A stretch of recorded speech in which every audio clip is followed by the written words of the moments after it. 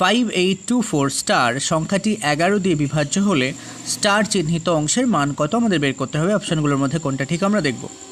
11 দিয়ে চিহ্নিত বিভাজ্য হওয়ার সংখ্যাগুলির নিয়ম হচ্ছে বিজোড় পজিশন মানে first, second, third, fourth, fifth এর মধ্যে ফার্স্ট, থার্ড এবং ফিফথ এই যে অংশের মানের যোগফল আর জোড় পজিশনে যারা আছে তাদের মানের যোগফলগুলো আগে চেক করব।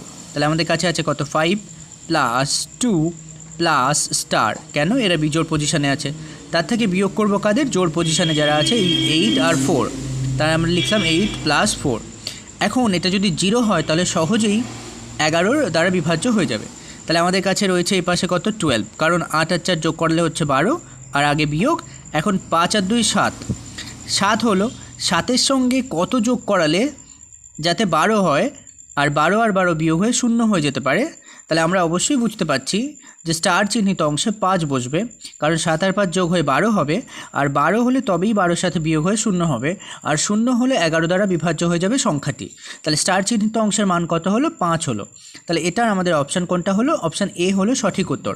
আচ্ছা, এখানে যদি এমনও আসতো যে 11 সংখ্যার গুণিতক, অর্থাৎ 11 ঘরে নামতা পড়ে যারা আছে তারাও যদি আসতো তাহলে তারা 11 দ্বারা বিভাজ্য হয়, কিন্তু এখানে আমাদের 0 এসেছে। কার জন্যে 0 আনতে হয়েছে?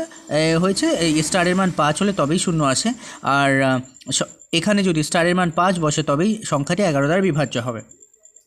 চ্যানেল পেজটি ভিজিট করুন শর্টকাট ট্রিকের সাহায্যে ম্যাথের জন্য, এবং চ্যানেলটি সাবস্ক্রাইব করে সঙ্গে থাকুন।